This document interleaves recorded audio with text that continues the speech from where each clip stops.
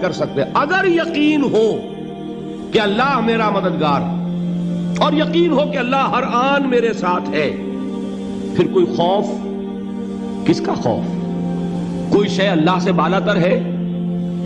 کوئی قوت اس سے زیادہ طاقتور ہے؟ کوئی اس کے ارادے کو بدلنے والا ہے؟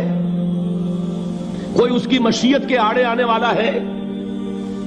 یہی بات ہے جو حضور نے فرمائی. یہ ایمان کا حاصل ہے لب لباب، کہ دیکھو اچھی طرح اس بات کو ذہن نشین کر لو. اگر تمام انسان مل کر تمہیں کوئی نقصان پہنچانا چاہے، نہیں پہنچا سکتے مگر جو کچھ اللہ نے لکھ دیا ہو. اور تمام انسان مل کر تمہیں کوئی نفع پہنچانا چاہے، نہیں پہنچا سکتے مگر وہ شے جو اللہ نے طے کر دی. آپ پھر میں کہوں گا ذرا طاری کیجئے، اسے فرض کیجئے، اسے سوچئے. اگر اس حدیث پر ہمارا دل ٹھکا ہوا ہو تو کسی سے ڈر ہوگا؟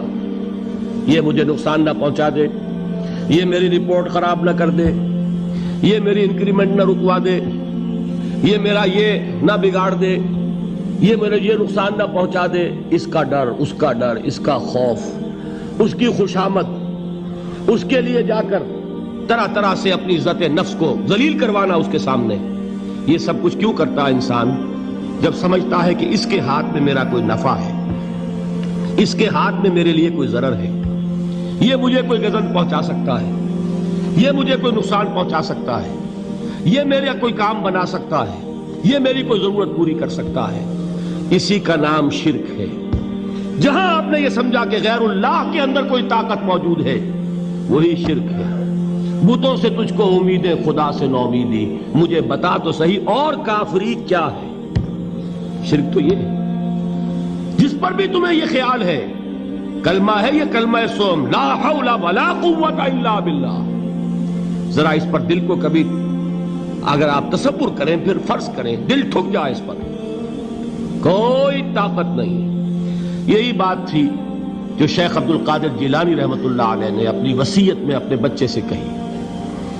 11ویں دینے والے ہیں، لیکن حضرت شیخ عبد القادر جیلانی کی وصیت اور تعلیمات کو کتنے لوگ ہیں جو جانتے ہو؟ یہ جن مقامات تک پہنچے ہیں وہ کس چیز کی بدولت پہنچے ہیں؟ انہوں نے جو پیغام دیا وہ کیا تھا؟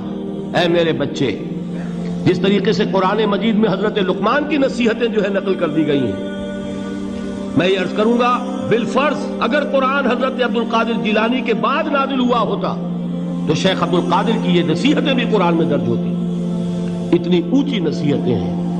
اے میرے بچے، اس حقیقت کو ذہن نشین کر لے، لا فاعل فی الحقیقت ولا مؤثر الا اللہ. اس کائنات میں نہ کوئی فاعل حقیقی ہے، نہ مؤثر حقیقی ہے سوائے اللہ کے. کسی شے میں کوئی تاثیر نہیں اگر اللہ نہ چاہے. آگ جلا نہیں سکتی اگر اللہ نہ چاہے، پانی ڈبو نہیں سکتا اگر اللہ نہ چاہے، زہر ہلاک نہیں کر سکتا اگر اللہ نہ چاہے، کوئی چیز فائدہ نہیں پہنچا سکتی اگر اللہ نہ چاہے. تو در در پہ کیوں سر جھکاتے ہو؟ در در پر کیوں جبیں سائی کرتے ہو؟ سب کے سامنے کیوں ہاتھ پھیلاتے ہو؟ ایک اللہ سے مانگو، ایک اللہ کے سامنے زمین پر اپنی جبین رکھو. لا فاعل فی الحقیقت ولا مؤثر الا اللہ. نظر آتا ہے ہمیں کہ پانی پیاس بجھا دیتا ہے. پیاس بجھانے کی صلاحیت پانی میں نہیں ہے، اللہ کے اذن سے. کھانا بھوک مٹا دیتا ہے، بھوک مٹانے کی صلاحیت کھانے میں نہیں ہے، اذن رب میں. دیکھیے یہی یقین تھا. حضرت موسیٰ علیہ السلام کا واقعہ یاد کیجئے. سامنے سمندر آ گیا ہے، قوم دیکھتی ہے پیچھے کہ گرد و غبار کا طوفان ہے.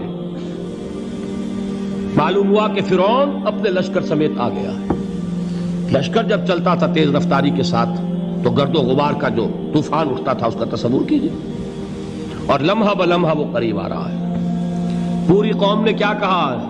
اے موسیٰ انا لمدرکون، اے موسیٰ ہم کو پکڑے گئے.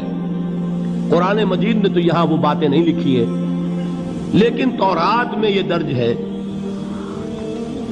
کہ بنی اسرائیل جھگڑنے لگے، دست و گریبان ہو گئے موسیٰ کے ساتھ. موسیٰ ہمیں یہاں مروایا لا کر، اس سے تو ہم وہیں بہتر تھے، وہاں کھانے کو ملتا تھا، زندگی تو تھی، بےگار ہم کر رہے تھے، موت تو نہیں تھی۔ اب جو کچھ ہوگا اس کا تصور کرو، جس طریقے سے ہمارے ٹکڑے اڑائے جائیں گے۔ تو لڑ رہے ہیں حضرت موسیٰ علیہ السلام سے، یہ تورات کی تفصیل ہے۔ قرآن میں صرف اتنا آیا ہے، پریشان ہو کر انہوں نے کہا انا لمدرکون، موسیٰ ہم تو پکڑے گئے۔ اس وقت موسیٰ کا جواب کیا ہے؟ کلا ان معی ربی سیہدین، نہیں، میرے ساتھ میرا رب ہے، وہ راستہ دے گا۔ بتائیے کہاں راستہ نظر آ رہا ہے؟ یہ ہے ایمان بالغیب۔